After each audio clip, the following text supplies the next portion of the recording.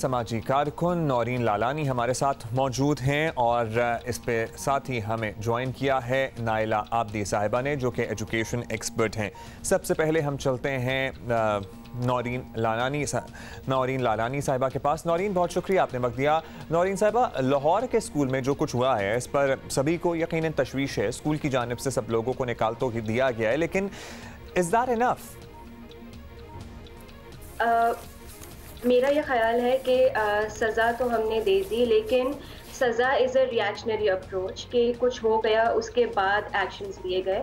पर I think सज़ा देने से ज़्यादा ज़रूरी ये है कि हम बच्चों के अंदर, नौजवानों के अंदर ये कैपेसिटी बिल्ड करें, उनको इतना एम्पावर करें कि इन टाइम जब भी उनके साथ ऐसा कोई हादसा हो या कोई ऐसी अनसर्टन सिचुएशन हो तो वो देन एंड देन रिपोर्ट कर सके, एज अपोज टू वेटिंग 2 साल, 3 साल, 4 साल या 6 महीने इंतज़ार करने के बाद जब उन्हें ऐसा लगे कि वो एक ऐसी सिचुएशन में है कि अब वो किसी भी सिनेरियो को फेस कर सकते हैं, तब जाकर वो रिपोर्ट करें। और तब तक अगर टाइम चला गया हो तो उससे बेहतर है कि हमें बच्चों के अंदर उस बात के लिए एम्पावरमेंट और कॉन्फिडेंस डेवलप करना है ताकि वो इन टाइम इन सारी चीज़ों को रिपोर्ट कर सकें।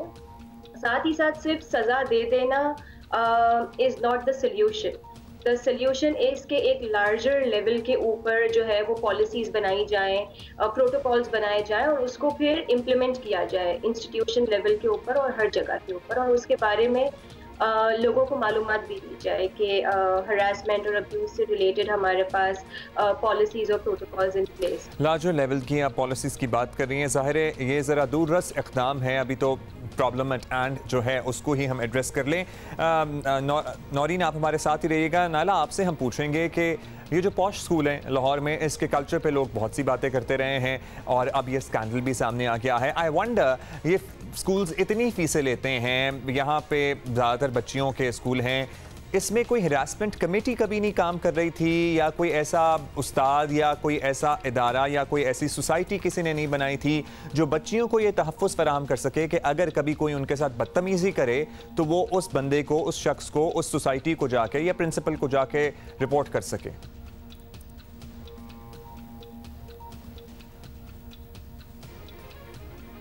ये एक बहुत अजीब सा सिनारियो है, क्योंकि यूजुअली आप किसी भी स्कूल के बारे में या किसी भी इंस्टीट्यूट के बारे में देखते हैं तो वहाँ इस तरह की चाइल्ड प्रोटेक्शन पॉलिसीज इम्प्लीमेंट हो रही होती हैं, जहाँ पे बच्चे को, खासतौर पे इस एज की बच्चियाँ, जो ये हम जिस वाक़े की बात कर रहे हैं उसमें एक बच्चे की ऐसी होती है जहाँ उसको ज़रूरत होती है काउंसलर्स की। तो ये एक बड़ी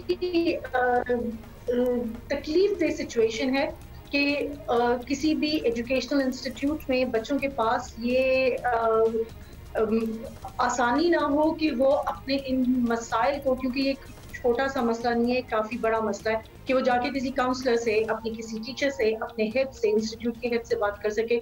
क्योंकि जहाँ तक मेरा तजुर्बा है, जहाँ तक मेरा अपना पर्सनल एक्सपीरियंस है, हर अच्छे स्कूल के अंदर एक चाइल्ड प्रोटेक्शन पॉलिसी इम्प्लीमेंट होती है, चाइल्ड प्रोटेक्शन कमेटी होती है, जहाँ पर बच्चों को पता है कि वो बात कर सकते हैं।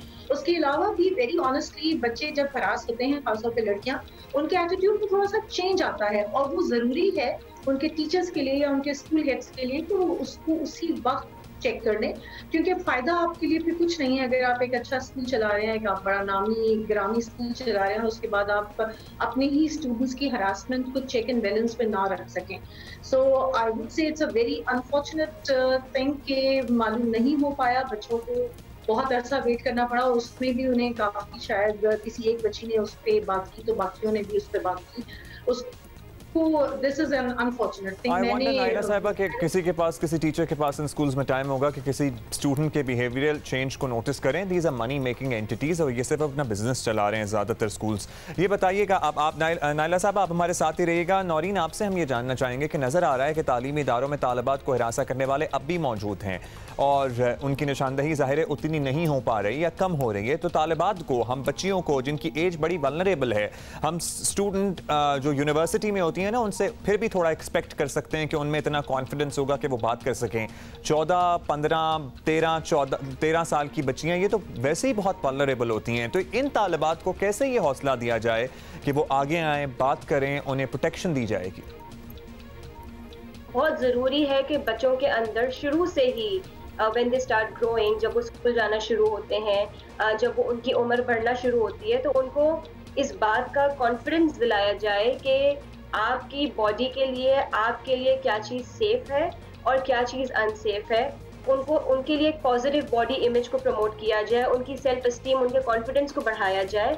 और इसमें बहुत ज़्यादा रोल पेरेंट्स, केयर गिवर्स और साथ ही साथ टीचर्स का भी आता है कि वो एक ऐसा साजगार माहौल बच्चों को प्रोवाइड करें ताकि उनमें खुद एतमादी आए, वो ज़्यादा एम्पावर महसूस करें और उनको इस बात का एहसास हो कि मुझे अगर कोई चीज़ बेहतर नहीं लगी है या मुझे कोई चीज़ अच्छी नहीं लगी है, किसी का छूना अच्छा नहीं लगा है या किसी की कोई बात मुझे नामुनासिब लगी है, तो मैं किसी ऐसे ट्रस्टवर्दी इंडिविजुअल से जाकर शेयर करूं जो मेरी बात सुने। फिर वो ट्रस्टवर्दी इंडिविजुअल हमारे पेरेंट्स भी हो सकते हैं, वो हमारे कोई केयर गिवर भी हो सकते हैं, वो हमारा कोई टीचर या स्कूल का कोई पर्सन हो सकता है जो हमारे लिए ट्रस्टवर्दी हो। बट बात ये ज़रूरी है बच्चों तक ट्रिकल डाउन करना कि उन्हें ये कॉन्फिडेंस दिया जाए कि आपकी बात सुनी जाएगी, and it's not one way. यहाँ पर साथ ही साथ सारे जो स्टेक होल्डर्स हैं उनका बहुत ज़्यादा रोल है, क्योंकि जब तक वो सेंसिटाइज नहीं होंगे, उनको इस बात की अवेयरनेस नहीं होगी, तब तक ये चीज़ें इन प्लेस नहीं हो सकती। अच्छा नाइला साहिबा, आपसे जानना चाहेंगे, हम जब तक स्कूल में पढ़ते थे और बच्चियों की क्या बात करें, 13, 14, 15 साल की बच्चियों, और एट द सेम टाइम मैं यहाँ बच्चों की, लड़कों की भी बात करना चाहूँगा, उनको भी जिनसी हिरासानी का निशाना बनाया जाता है, स्कूल्स हों, दीगर इदारे हों वहाँ पे, तो क्या अब वो दौर आने गया कि इन स्कूल्स में जो बड़े नामी गिरामी हैं, बाकायदा एजुकेशन हो इस सिलसिले में, हिरासमेंट से मुताल्लिक बताया जाए, बच्चों को एजुकेट किया जाए, बच्चियों को एजुकेट किया जाए, क्या ये सब कुछ होता है या नहीं होता? देखिए, ये एजुकेशन बहुत ज्यादा जरूरी है और ये होनी चाहिए। कहाँ कहाँ हो रही है और कहाँ कहाँ नहीं हो रही है, ये चीज अब हमें नोट कर लेनी चाहिए। एज अ पेरेंट हमारा फर्ज है कि हम देखें कि हमारे बच्चे के पास ये अवेयरनेस है या नहीं।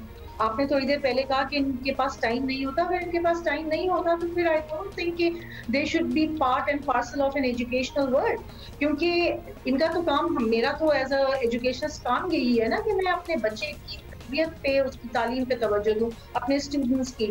सो ये बहुत ज़्यादा ज़रूरी है। बहुत सारे स्कूल्स में हो रहा है, मैं आपकी इस बात से डिसएग्री करूंगी कि हर जगह ये इशू है, हर जगह नहीं है। बहुत सारी जगहों पर बहुत ख्याल किया जाता है, बहुत सारी जगहों पे नहीं किया जाता। तो जहाँ नहीं किया जाता वहाँ पर हमें बहुत ज़्यादा ज़रूरत है। जैसे अभी नौरीन ने कहा कि एजुकेशन, ये हरासमेंट की एजुकेशन देना फ्रॉम अ चाइल्ड, जो मैं 13 ईयर से भी पहले कहूँगी, मैं कहूँगी कि जिस दिन पहली क्लास में बच्चा जाता है उस दिन से आप उस बच्चे को ये अवेयरनेस दीजिए कि आपकी पर्सनल स्पेस आपकी स्पेस है, वो प्राइवेसी आपकी स्पेस है। और लड़की और लड़का, आपने बिल्कुल सही कहा अब्दुल्ला, लड़के भी इससे सेफ नहीं है।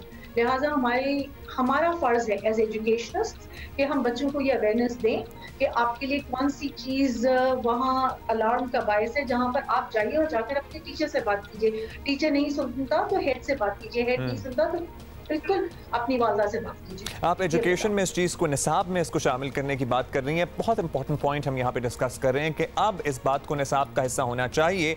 और बहुत से ऐसे स्कूल हैं जैसे कि शहजाद रुआई जो स्कूल चलाते हैं, उनके निसाब में ये सब्जेक्ट शामिल हैं कि किस तरह से बच्चे अपने आप को महफूज रखें। हम नौरीन आपसे पूछेंगे, ज़ैनब केस के बाद ये मामला उठाया गया था कि स्कूलों के निसाब में हिरासानी से मुताल्लिक कोर्सेज शामिल किए जाएँ।